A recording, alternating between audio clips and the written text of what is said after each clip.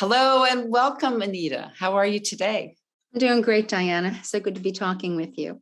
Oh, you too. So, Anita Baker and I met this past year. We've never really met in person, but I really feel like I've known you for many, many years. We bonded in our initial calls over some very similar career paths, and probably most profoundly with some life-defining moments we had in our 50s. And now, as we're both, putting together, connecting all the dots as we form what I like to call our life's most exciting chapter in our third act. So I'm thrilled that Anita is going to be one of the storytellers at our third annual event on October 21 and 22. So first, I'm going to tell you a little bit about Anita, and then I would love to have her share a few of her special moments or important decisions in her life, as well as some of we were just talking about the aha moments she's had. But first, I'll tell you a little bit. So her first career was in media. She was at the forefront of the evolution, starting in the 80s, of media, the evolution of media as it changed with technology enabled its evolution. She was in the cable industry. She was a senior director at MTV Networks. And over the years has done consulting for a range of very important and innovative internet content and e-commerce companies. She is later on, and she'll probably mention this too, her passions turn to the travel industry, and she also uses her skills to support late-stage startups and companies in the high-growth mode as her business strategy consulting. More recently, her love of writing has come to the forefront, and she writes both short stories and articles for publication. And as she's exploring this third act quest she's on, as she is the North Bay chapter lead for the Modern Elder Academy, which is a fabulous organization. So welcome, Anita. I'd love to ask you first to share a little bit about how your third act quest journey began back in 2015. Okay. So fabulous to be here, just saying that again. So in 2015, I turned, I think, 60. And at that point, I was looking for something different. I felt like I needed to get stimulated again. I'm highly curious, and it felt like this kind of arc of this media and technology career, doing executive recruiting and all of that, it kind of run its course. And as like many, women and people, as they get into their 50s and 60s, their values change, what they're interested in changes. And also people that they knew, from an industry, they leave, they do something different. So it's not the same kind of network and the same kind of community as before. And sometimes it just doesn't fit, really anyway. So in 2015, I was also diagnosed with chronic kidney disease. Mm-hmm. And my doctor, my function had steadily declined. And when it got to 22%, my nephrologist said to me, wow, if there's anything you want to do that's spontaneous or travel or anything like that, to do it now. Because if my kidney failed and I had to go on dialysis, I would be 3 days a week, the majority of the day, having to go to a center or have equipment, all of these different kinds of things that would really limit my mobility.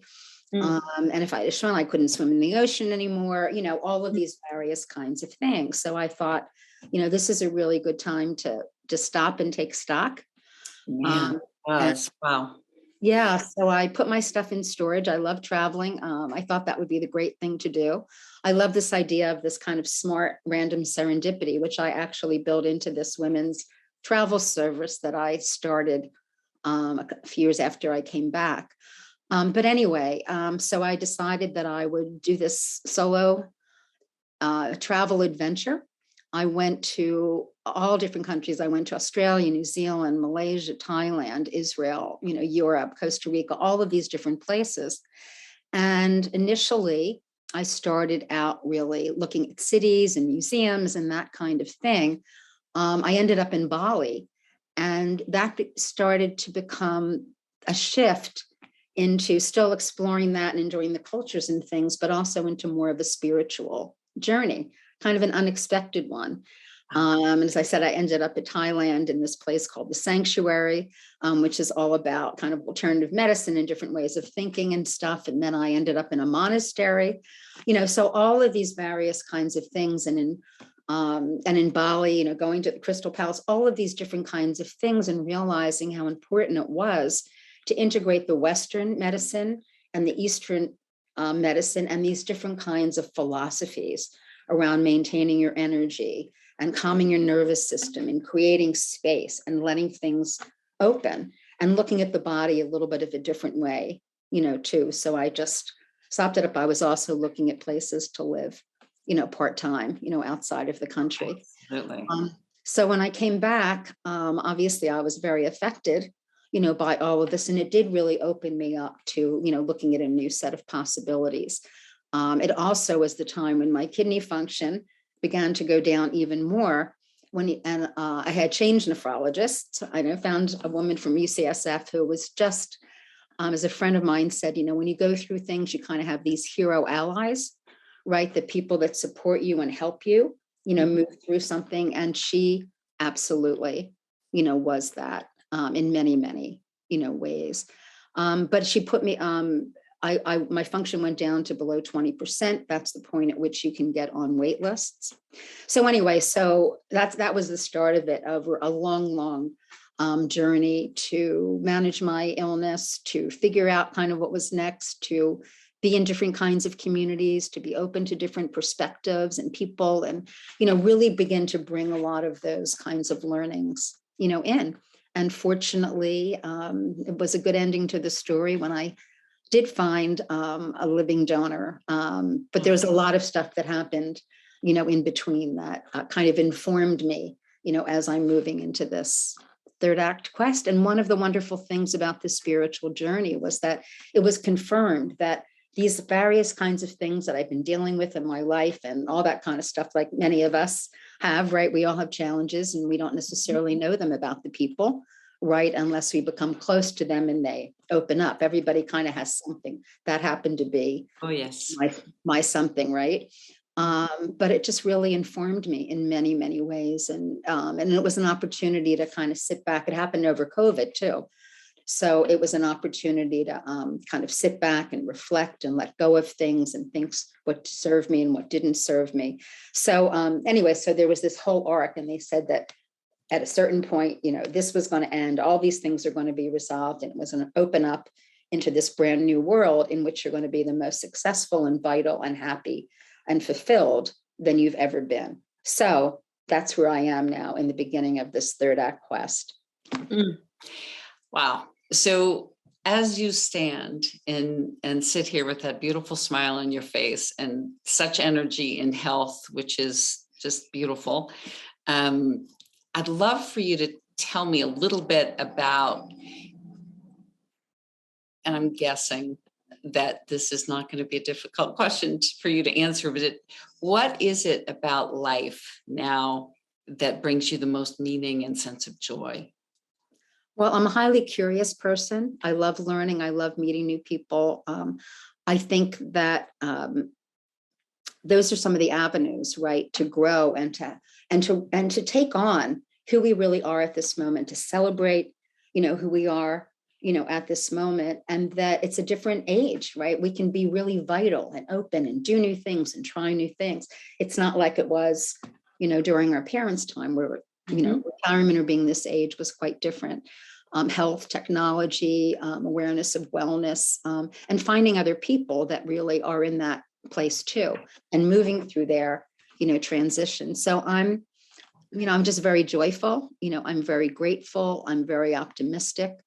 I was able to manifest some amazing things. And I recently had a shaman actually tell me that if I could manifest the kidney, I can manifest anything that I want. Love it. So I'm very excited about seeing what that turns into, taking some of the things that are inherent of me and perhaps shifting them a little bit in a different direction, see what happens, see who comes into my life and what comes into my life. Absolutely. one of the things you've said in prior conversations we've had that I really resonate with, two things, well, many things. I'll name just a couple. One is the belief in the power of our own minds and our own capabilities, and also this belief of synchronicity, serendipity, that can, if we're aware and open to, can help guide us. But I also know that during this journey through your kidney challenges, you started to connect a lot of dots together, and you're still connecting them. One is your love of connection, but what are the other kinds of things that you've connected together that mean a lot to you at this point, and where you want to put your time and your precious energy? Yeah, I'm a very holistic thinker. I'm very left brain, right brain, evenly. So that ability, that first of all, as you get older, those kinds of pattern recognitions, get better, right? You may not learn something as quickly, but you have that. So it's like, at least one of my superpowers, right, is something that potentially could get better and better and more useful, over time. So I'm sorry, could you repeat kind of what you just said? No, I was just saying what you said is just so spot on, which is that really about the power of your mind to connect the dots, and those things that mean the most to you, and the places where you want to put your energy. They've all bubbled to the surface. So I'd love to as you think now and moving forward, where you envision your third act quest continuing to go and learn and do and be. Yeah, as I said, I think it's building on the inherent talents, that one has. Somebody actually said to me, like, this kind of ending, like Anita's ending, and now you're like renovated. Now you're in renovated, which is a really great structure, to think about that, and kind of a container for what you were asking me, which is that there are things inside of us that we connect with, which are inherent to who we are. Right. As I said, I'm curious. I love writing. I'm creative. I'm collaborative. I'm a holistic thinker. I can see the big picture, the little picture, all those interrelationships. I'm very resourceful. I'm genuinely interested in things and have, empathy. So how can I take those kinds of qualities and some of my experiences and some of the new things that I've learned, the new tools about opening up space, inside, letting go of things, being open to something, taking little steps. Things, it's like flowing in a river, kind of going, oh, that's an interesting stone. Let me explore that stone a little bit in different facets, and just as you and I met, meeting new people and learning new things, and all of that are all part of being on that stone and seeing where it leads. It's like you're weaving together this journey, this creation that is your life. And instead of thinking you have to sit and create a plan, like a business plan around that, you're letting it flow, literally. So it's a wonderful way to live. And I like to say you understand where your talents are, you understand what your values are. So you're able to resonate with something. You know it when you see it, when it's the right thing to do. Do you feel that way? I do. And I'm very aware of alignment. And what that means, with your strengths, with your values, with people that you care about, the issues that you care about, and just the way that you and I met, right? And that synchronicity and all of those kinds of things. And I think that's why we immediately connected, because we're very aligned in the things that interest us, the values that we're bringing to it, the experiences. I know you went through a very, very difficult medical, situation as well. And so when we get through those kinds of things, I think we realize, a lot more. And so the importance of aligning with those things is because it's being aware, and it's helping to, when they show up, it's noticing and saying, this is a piece of information, or this is a feeling that I have. Yeah. Oh, absolutely. Absolutely. I think I like to talk a lot about the gifts that some are hard earned through a course of our lives, and some are revealed or unearthed from inside of us. So what do reflect a little bit to me of like what you stand now thinking are the gifts of this time of life, not just for you, but for any of us that are in our, what I like to call third act, over Right. 50, over 60, over 70, over 80, what are Over those? 90, whatever. Exactly. Well, I think one of the gifts is that, we're in different life situations, moving up the career ladder, right? Or making enough money to send your kids to college, or, various kinds of things, various kinds of identities that we take on. I am, I was a journalist, or I was a business development person, or I was a creator of XYZ business. Those were certain identities that I had. But that as you get older, you realize that's something that, yes, if you're engaged in certain jobs, if you're a doctor, I mean, that's more of your identity, right? But that we have a choice in whether or not that identity still fits us. And then how do we explore what our new identities, are about? Who do we want to spend time with? And who don't we? I think we have a lot more choices to really look at our values and our strengths and what's important to us. That idea of getting older also makes us aware of death, which happens to all of us, right? And how do I really want to use that time in a way that will be fulfilling, meaningful? And one of the things I've realized, like this whole idea of purpose, always, oh my God, like what's my purpose, right? Yeah. It's a big word. Yes. It's a huge word and very upsetting because I'm not like a linear, kind of person so much that way, but that there are little P's, and that, so for example, if you're a parent, getting your kids through school and off, is your purpose, to make them good, kind human beings, right? But then when they're off, now what is your purpose? Maybe it's something in your community, or maybe it's some kind of cause. I mean, a purpose can be, I found particularly during COVID, being kind, was my purpose. Being kind and creating good kind of energy and good moments in other people's lives that, is a tiny little thing, but it made a difference to me. And I think it made a difference to someone else. So they can range all around. So I think that that kind of inquiry, right, into what our purpose is, or what our purposes are, or what we kind of want things to look like without, well, I mean, it depends on where you are, right? What your situation is too. I mean, some people have more freedom, than others by their circumstances. Absolutely. Absolutely. But we all have the freedom to choose to some degree how we experience our lives, how we experience aging. I'm fascinated by that. That's a whole different subject.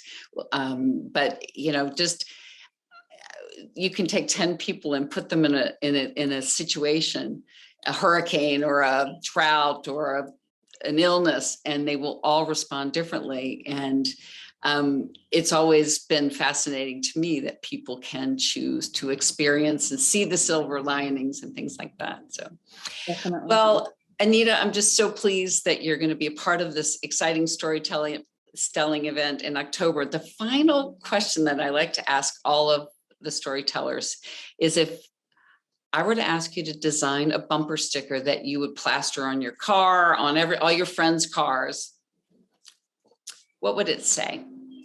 I think it's basically that with curiosity, we can always, there are always opportunities, to learn, to grow with vitality, no matter what your age. Thank you so much. Curiosity and grasping onto that beginner's mind becomes easier as we get older, doesn't it? if that's one of the choices that we make, right? But this has been wonderful. I really look forward to being part of the October event. I know it's going to be absolutely wonderful. I'm looking forward to hearing the other people, that you've lined up as speakers. You've told me about some of them already. And so I'm so glad that we've met and that we've become friends and we have these synchronicities. So thank you for that. I am too. Whatever path led us to meet each other makes me very grateful. And I look forward to next time. Have a beautiful day. Thank you. And you as well. Take care.